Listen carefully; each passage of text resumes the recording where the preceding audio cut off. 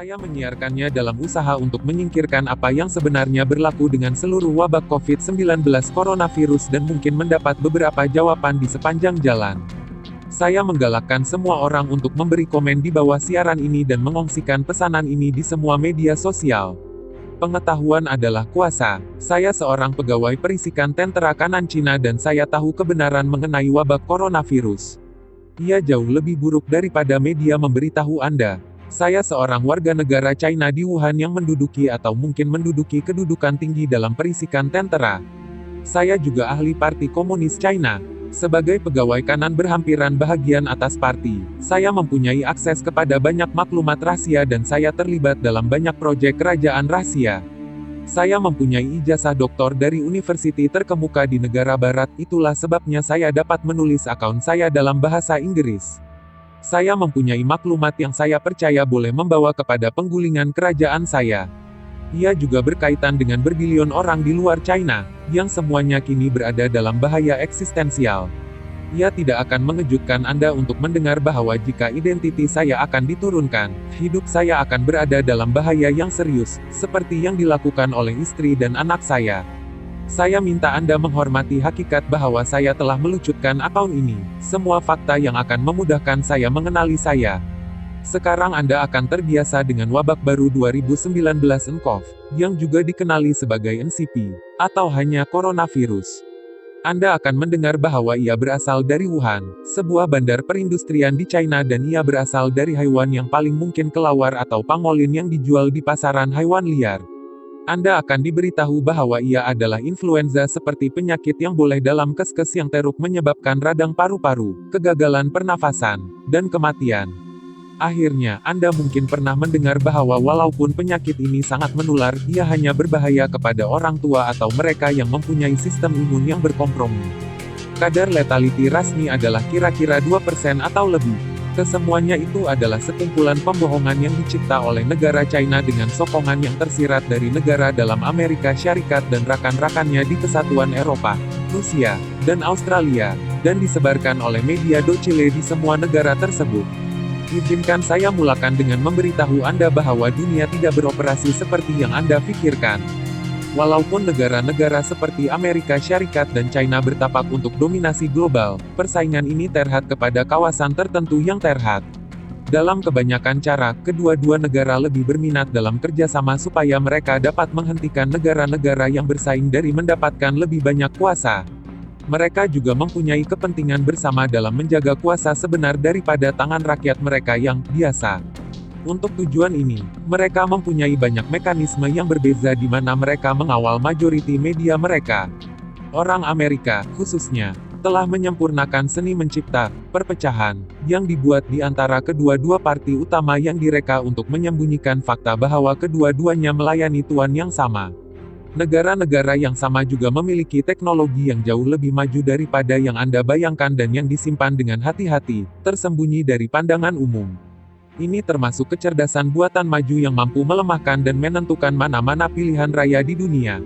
Agen biologi dan kimia yang boleh memanipulasi dan mengawal corak pemikiran dan tingkah laku rakyat kepada darjah yang menakutkan, teknik manipulasi yang sangat canggih menggunakan amalan hipnosis yang tidak diketahui umum, dan perkara-perkara lain yang saya tidak akan masuk sekarang. Maksud saya adalah bahwa negara-negara yang hebat tidak bersaing begitu karena mereka bekerja bersama-sama. Matlamat utama mereka adalah untuk melindungi kerja sejati dunia daripada orang awam yang tidak dikenali. Hanya untuk memberi Anda satu contoh, tidak ada mana-mana senjata nuklear di mana sahaja di dunia.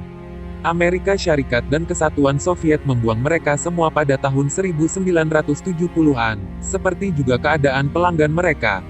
Semua orang menyadari bahwa senjata itu tidak boleh digunakan tanpa memusnahkan seluruh dunia. Jadi tidak ada keperluan untuk mereka, tetapi dengan berpura-pura bahwa mereka masih mempunyai senjata itu, pemain-pemain besar dapat mengekalkan kuasa mereka tanpa bantuan senjata nuklear. Biarkan saya kembali kepada virus. Tahun lepas protes anti-kerajaan besar-besaran meletus di Hong Kong. Jawatan kuasa tetap Parti Komunis China menganggap ini sebagai ancaman serius terhadap integriti dan kestabilan tanah air. Kerajaan Amerika dan Eropa Utara kedua-duanya tahu bahwa orang Cina diam-diam bekerja pada agen biologi yang sepatutnya membuat penunjuk perasaan itu patuh dan taat. Tanpa terperinci, saya bekerja pada proyek itu. Kami coba mengembangkan sejenis semburan yang boleh disebarkan dari helikopter atau drone dan ini akan membawa kepada kecacatan mental dan perubahan tingkah laku. Secara semula jadi, sebagai Hong Kong adalah salah satu bandar paling terbuka dan antarabangsa di dunia, Parti memutuskan bahwa ia terlalu berisiko untuk melepaskan agen di Hong Kong tanpa menguji dahulu. Untuk ini, ia memerlukan sebilangan besar babi Guinea manusia. Dua kumpulan telah dikenal pasti untuk ini. Pertama, kita membundarkan sebilangan besar radikal Islam yang disebut di wilayah Xinjiang dan membawa mereka ke apa yang kita sebut kamp latihan. Kami telah menggunakan kamp ini untuk eksperimen manusia selama beberapa tahun, tetapi protes Hong Kong bermaksud bahwa kami telah menggandakan usaha kami. Kami mendedahkan penghuni kepada pelbagai agen percobaan alpha. Karena ini tidak berbau dan tidak kelihatan, subjek tidak menyadari bahwa mereka mengambil bahagian dalam ujian perubatan. Kadar kanser yang tinggi, demensia pramatang, kemurungan bunuh diri dan kematian oleh kegagalan organ dengan mudah dapat ditindas karena kamp-kamp terletak di bahagian terpencil di tanah air kita. Apabila eksperimen awal telah menghasilkan agen beta, ia diangkut ke Hubei Province, di mana ia digunakan di kemudahan ujian ketenteraan khas di luar bandar Wuhan. Ini bukan sekadar rahasia tersendiri, kewujudan kemudahan ini telah dilaporkan dalam berita antara bangsa. Malah fakta bahwa ia terletak berhampiran dengan pasaran haiwan liar adalah fakta yang diketahui. Pada masa itu, Presiden kami telah memperkenalkan sistem kredit sosial, yang membolehkan kami mengenal pasti elemen-elemen tidak setia, kontra-revolusi dan burjuasi dalam masyarakat kita. Menggunakan skor kredit sosial, yang diambil dari aktiviti dalam talian, tingkah laku membeli belah elektronik dan laporan daripada pemberi maklumat dalam masyarakat awam, kami memilih beberapa pesalah yang paling teruk. Ini termasuk peguam dan aktivis hak asasi manusia, orang Kristen, homoseksual, seniman, intelektual, orang yang bercakap bahasa asing, dan lain-lain yang tidak diinginkan. Apabila pengacau ini telah dikumpulkan dan dimasukkan ke dalam kemudahan ujian, kami mendedahkannya kepada agen yang bersifat biokimia dan tersebar dalam aerosol yang tidak kelihatan, sama dengan virus tertentu. Keputusan awal adalah menggalakkan, karena kami menyaksikan penurunan kognitif dan pengurangan dalam kemudahan pemrosesan mental yang lebih tinggi. Pada dasarnya, yang tidak diinginkan kami menjadi kurang upaya mental, yang sebenarnya adalah kesan yang kami ingin hasilkan untuk menenangkan penduduk Hong Kong. Malangnya, ia menjadi jelas bahwa agen juga mempunyai kesan lain. Kira-kira 1 minggu selepas penekanan berlaku, subjek kami mengalami kecemasan utama dan serangan panik. Akhirnya mereka mengalami tanda-tanda yang serupa dengan skizofrenia paranoid. Pada ketika itu, mayat mereka semakin merosot. Mereka mengalami pendarahan dalaman secara besar-besaran. Dinding arteri mereka dibubarkan. Mereka keluar dari mata dan lubang mereka, dan tisu mereka hancur. Untuk meletakkannya secara lebih langsung di barat, mereka mulai mencairkan. Kematian biasanya berlaku melalui pelbagai kegagalan organ. Ini didahului oleh sekurang-kurangnya 5 hari penderitaan yang teruk yang tidak dapat dikurangkan oleh obat penghilang rasa sakit. Pada masa ini saya pertama kali melanggar protokol kami. Satu perkara, seorang wanita tua yang telah menerbitkan kartun fitnah presiden kita, memohon saya mati dengan desakan sedemikian sehingga saya merasa kasihan dan menembaknya. Saya ditegur, tapi nasib baik aduan itu jatuh apabila saya bersetuju untuk membayar balik peluru itu. Saya bersumpah kepada diri saya tidak lagi untuk menunjukkan emosi yang tidak perlu. Kami memutuskan bahwa agen kami tidak dapat digunakan. Ia terlalu merosakkan untuk tujuan kami. Kami mahu penduduk Hong Kong mengemukakan kepada kami, kita tidak mahu memusnahkannya. Sememangnya, rakan-rakan Amerika kami kemudiannya mengambil minat dalam kerja kami dan meminta kami untuk sampel untuk tujuan penyelidikan dan ujian mereka sendiri. Mereka membayangkan bahwa mereka mahu menggunakannya untuk menyelesaikan kesulitan tertentu di Venezuela. Biasanya kami akan bersetuju, karena kami mengekalkan hubungan mesra dengan CIA, tetapi berdasarkan sifat aga yang sangat toksik, kami menolak. Ini, seperti yang ternyata, adalah kesilapan besar. CIA yakin bahwa kami telah membangunkan sesuatu yang sangat kuat dan mahu memastikannya. Mereka menawarkan banyak uang kepada salah seorang penyelidik kami. Bodohnya, dia bersetuju untuk menjual mereka satu spesimen. Kami mendapati tepat pada waktunya untuk penyerahan dan coba menghentikannya daripada berlaku. Dalam tembak-menembak berikutnya, jangan risau. untuk mencarinya di dalam berita. Ia tidak pernah dilaporkan di mana-mana. Beberapa belas orang terbunuh. Lebih penting lagi, agen melarikan diri. Tembak-menembak berlaku di pasaran hewan liar yang telah dilaporkan sebagai lokasi penghantaran hewan ke manusia yang memulakan wabak itu. Tetapi tentu saja tidak ada transmisi sedemikian. Ia hanya lokasi di mana si ayah sepatutnya menerima botol dimeterai yang mengandungi agen itu. Botol itu hancur apabila ia digugurkan oleh pengkhianat yang telah bersetuju untuk menjualnya kepada orang Amerika. Sekarang saya paham Anda akan ragu-ragu. Sekiranya saya sebenarnya yang katakan, kenapa saya akan berkongsi maklumat ini di internet?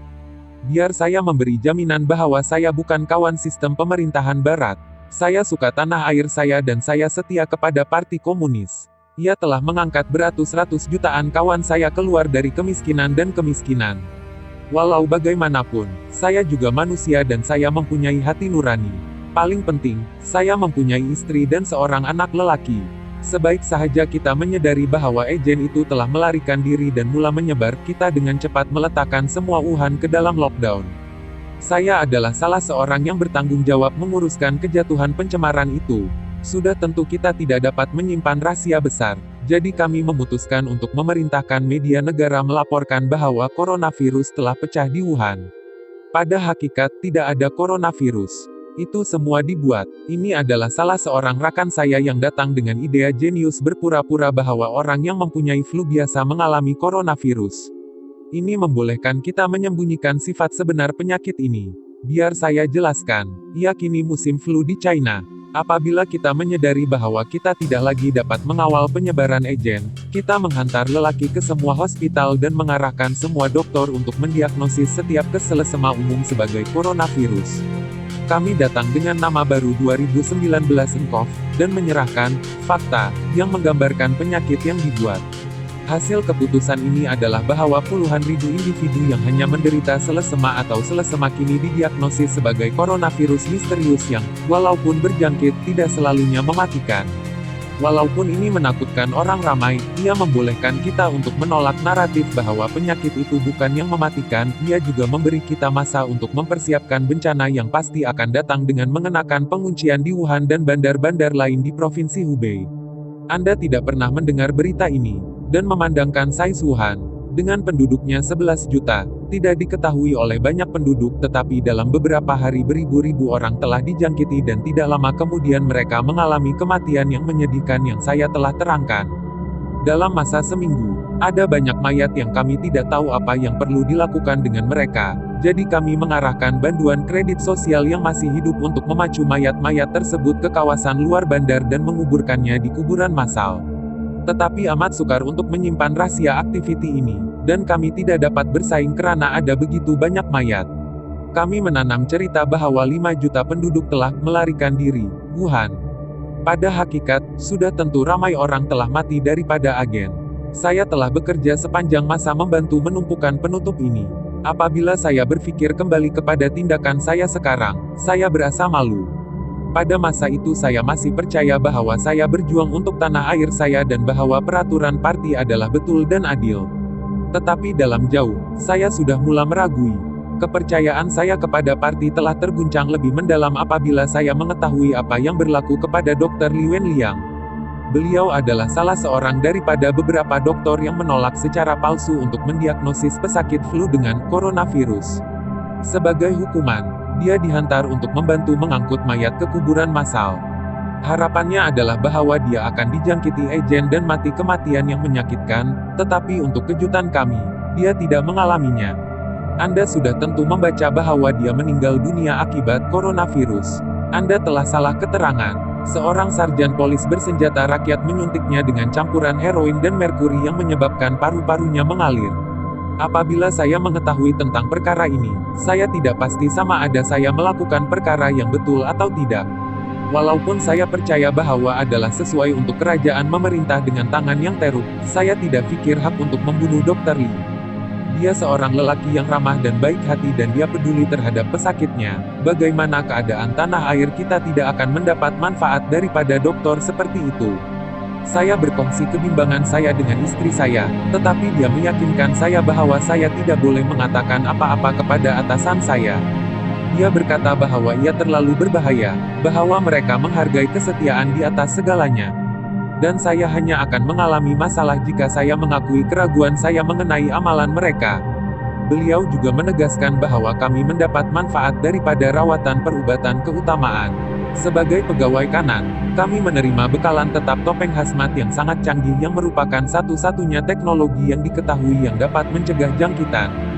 Dia meminta saya memikirkan anak kami, yang masih kecil. Jika saya bercakap dan ditangkap, kehidupan kita akan berisiko.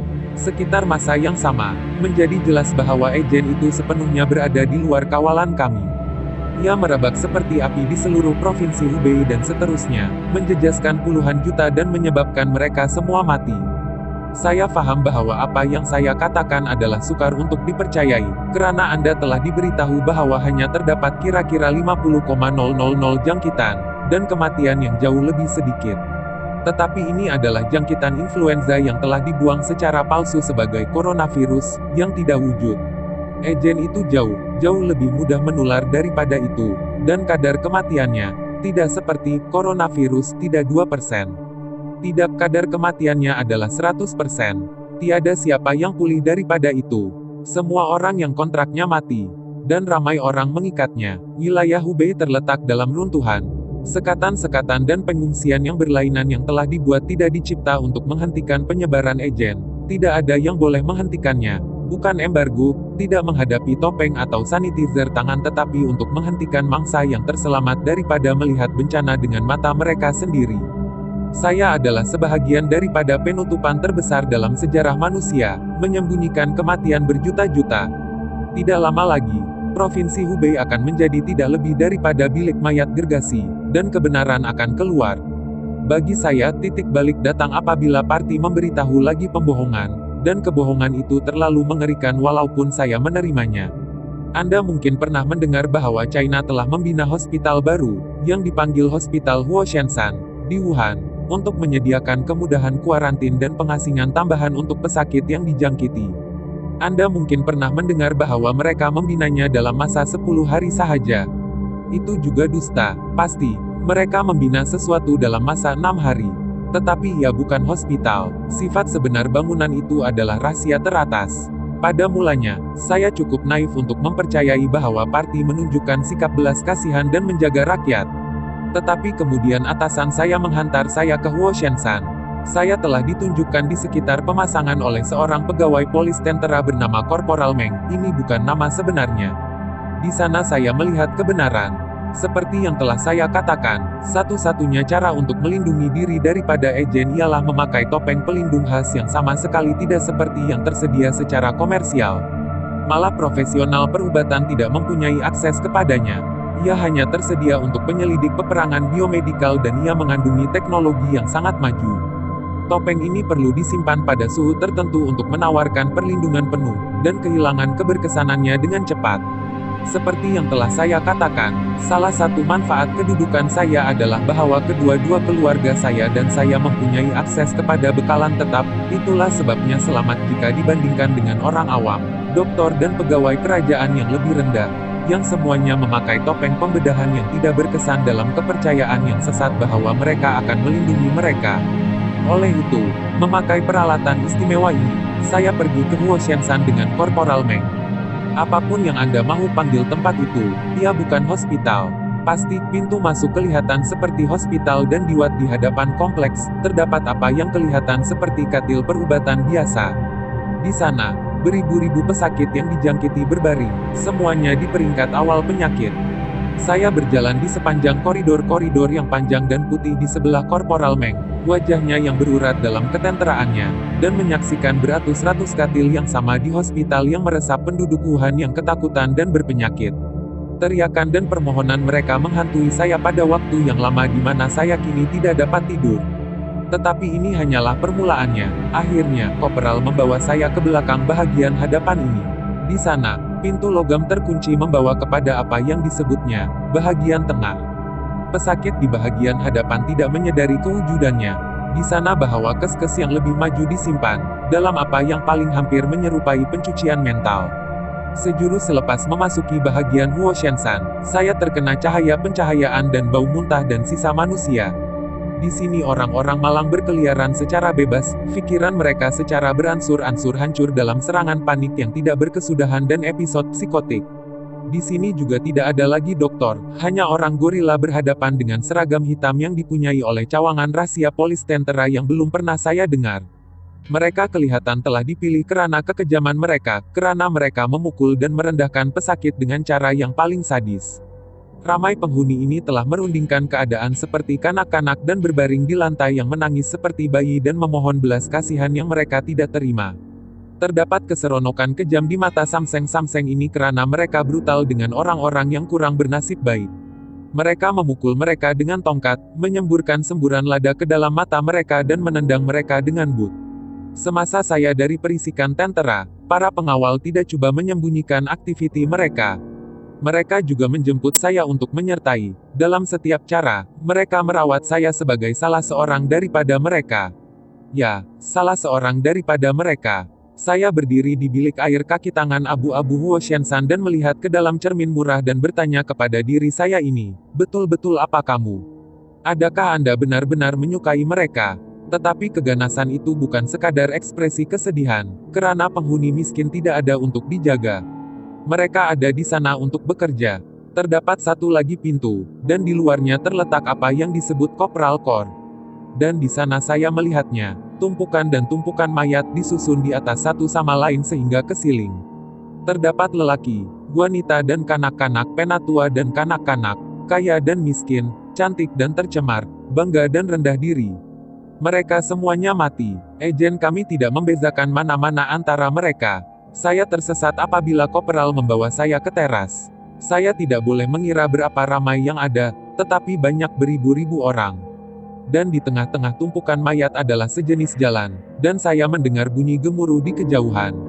Para pesakit yang menyedihkan dari bahagian tengah mengangkat orang yang mati dan dibawa dan menyeretnya ke dalam gelap, walaupun para pengawal mengalahkan mereka dengan truncheons. Saya mengambil sedikit masa sebelum saya memahami apa yang berlaku. Saya hanya tidak boleh percaya apa yang terletak di ujung jalan itu di teras. Ia adalah sebuah relau besar, dengan kebakaran besar yang menderu dalam. Satu demi satu, pikiran mereka hancur dan mayat mereka terpingkal. Para lelaki dan wanita yang mati membawa mayat ke dapur dan membuangnya ke dalam percobaan untuk menyembunyikan kebenaran yang mengerikan. Saya melihat beberapa daripada mereka runtuh akibat keletihan hanya untuk badan-badan yang tidak bermaya untuk ditambahkan ke gunung-gunung mayat di kedua-dua belah pihak. Dalam garis seolah-olah tidak berkesudahan mereka pergi. Badan kurus mereka berpakaian serba kelabu. Belakang mereka bengkok di bawah berat kargo mereka yang mengerikan. Ramai mengeluh dan mengerang dalam keganasan dan suara mereka menyertai dalam kekacauan yang menyedihkan yang berlarutan dengan keriuhan kebakaran. Dalam kejutan yang mendalam, saya menatap seram tanpa hat di hadapan saya. Di sebelah saya berdiri Kopral Meng, wajahnya yang baru dicukur sebagai emosi seperti dahulu. Apabila saya beralih menghadapinya, dia memandang saya. Mulutnya tersenyum, tetapi matanya tidak. Kami menggunakan tenaga untuk mengendalikan Huo Shensan, katanya. Kami menyelamatkan sumber-sumber negara dengan cara ini. Dan lihatlah, dia melambaikan tangan di galeri orang mati. Terdapat banyak daripada mereka di sini. Anda hampir boleh menggambarkannya sebagai tenaga boleh diperbaharui. Dia tertawa dan melambai tangannya dengan isyarat yang pelik.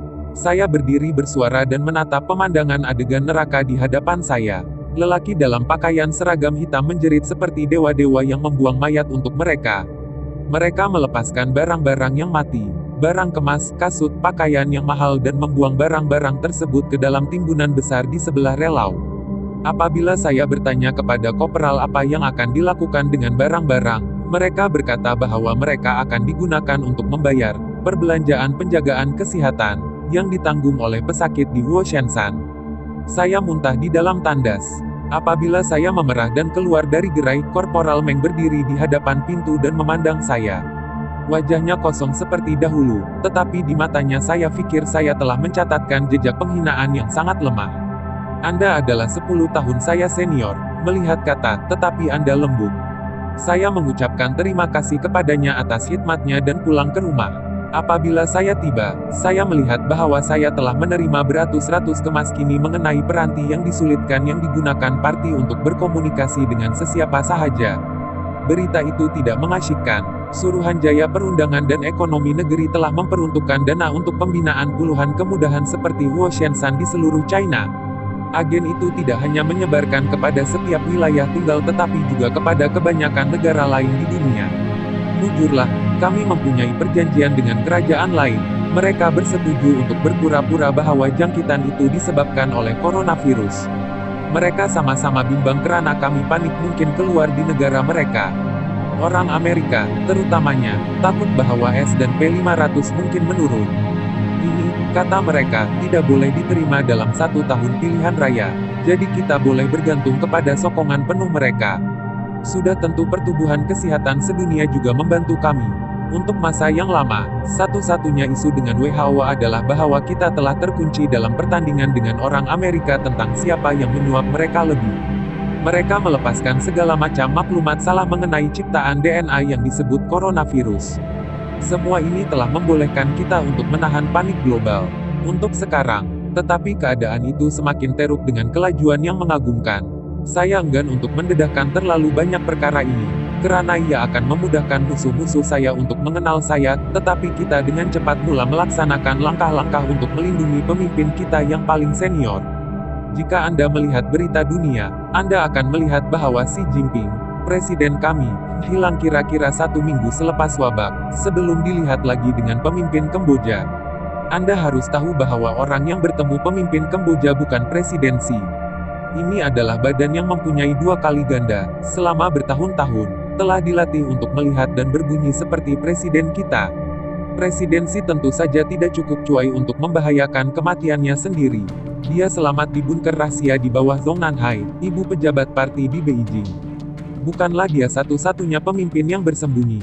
Sebenarnya, saya dapat memberi jaminan bahwa lebih separuh daripada semua anggota kanan parti sedang ditiru oleh pelaku terlatih yang mengikuti arahan yang diberikan kepada mereka melalui implan khas.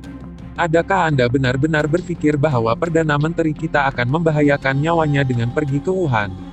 Semua ini bermakna bahwa kerajaan kita telah lumpuh sepenuhnya dan fungsi-fungsi negara telah diambil alih oleh tentara. Ia menjadi jelas kepada saya bahwa usaha kita tidak berguna. Ya, lockdowns, larangan perjalanan dan pembunuhan yang disasarkan wartawan pemberontak membolehkan kami menyembunyikan keadaan sebenar di Wuhan. Tetapi saya tahu bahwa ini tidak akan berterusan. Apabila kematian besar-besaran bermula di seluruh dunia dalam anggaran kami, ini sepatutnya berlaku dalam minggu depan atau semua orang akan tahu kebenaran. Ia akan menjadi jelas bahwa kita tidak dapat melindungi diri kita daripada agen. Topeng pembedahan, pembersih tangan, apa-apa sarung tangan boleh menghentikannya. Tiada apa-apa kecuali topeng hazmat khas, tetapi mereka tidak boleh dihasilkan dalam apa-apa seperti jumlah yang mencukupi. Anda, orang biasa, tidak akan pernah menerima satu, apalagi jumlah yang mencukupi untuk melihat Anda melalui Holocaust yang akan datang. Oleh itu, bagi Anda yang membaca ini, apa yang saya boleh katakan ialah Anda menyimpan orang yang Anda cintai dekat dengan Anda. Serahkan mereka, beritahu mereka apa yang mereka maksudkan kepada Anda. Nikmati masa yang Anda tinggalkan dengan mereka. Ia tidak tipikal dalam budaya Cina untuk mengekspresikan perasaan seseorang dengan cara ini, tetapi saya telah mempelajari kepentingan gerak isyarat sedemikian. Saya berjanji kepada istri saya bahwa saya akan menunjukkan dokumen ini kepadanya sebelum saya menyiarkannya. Namun saya memecahkan kata saya. Saya dengar dia menangis dengan suara keras, sengsara serak di bilik tidur, dan papan kekunci komputer saya basah dengan air mata saya sendiri. Tidak lama dahulu, kami menerima keputusan ujian biasa yang merupakan sebahagian daripada rawatan perubatan keutamaan kami, dan kami mengetahui bahwa anak saya telah dijangkiti agen. Polis tentara yang membekalkan saya dengan topeng pelindung khas telah memberikan topeng yang sudah habis dan tidak berkesan kepada anak saya, topeng yang telah dipakai oleh pegawai kanan dan kemudian dibuang ketika mereka berhenti untuk melindungi mereka. Sebaliknya, topeng saya sendiri adalah kualiti yang diperlukan. Saya rasa mereka memutuskan bahwa anak saya mempunyai keutamaan yang lebih rendah daripada saya. Saya rasa anak saya tidak dapat membantu mereka dengan penutup mereka. Kami telah lama memutuskan bahwa kami akan berbeza, kami akan jujur dengannya, selalu. Dan apabila dia bertanya kepada kami memberitahunya kebenarannya. Kami memberitahunya bahwa dia sangat sakit. Dia bertanya lebih lanjut, dan kami memberitahunya bahwa dia tidak akan menjadi lebih baik. Dia terus bertanya, dan kami memberitahunya bahwa dia akan mati. Dia sangat kecil, tetapi dia cukup tua untuk difahami. Rindu yang menakutkan akan menghantui saya sepanjang hari-hari saya yang menyedihkan di dunia ini. Biarkan mereka datang. Biarkan mereka lakukan dengan saya seperti yang mereka mau. Saya tidak lagi peduli. Sehari selepas pos ini disiarkan, pada hari Rabu, tanggal 12 Februari pesanan kedua dihantar oleh Wuhan Virus Huawei. Ambil perhatian tentang bagaimana jawatan itu dimaklumkan. Hampir seolah-olah ditulis oleh Parti Komunis. Adakah penulis diburu dan dipaksa menyiarkan kenyataan berikut? Isi pesanan yang dihantar berbunyi seperti berikut. Setelah menenangkan dan mencerminkan, saya menyadari bahwa saya tidak, dan kata-kata saya mengganggu susunan sosial. Virus tiruan yang disebut di atas tidak wujud, dan saya telah menukar keterangan, dan berjanji untuk tidak membuat kenyataan yang tidak benar dan palsu di internet. Pembinaan The Fire God Mountain Hospital adalah inisiatif yang luar biasa, yang menunjukkan biasa dan hebat orang-orang yang bekerja. Saya percaya pada masa akan datang, negara ini bersedia untuk membuat usaha yang besar untuk berkhidmat kepada parti dengan ikhlas dan bekerja sama dengan rakyat untuk bekerja melalui kesukaran. Saya ikhlas bertaubat, tidak ada kepalsuan di atas. Saya tidak dipaksa oleh sesiapa sahaja. Ini semua perkataan yang saya ingin katakan.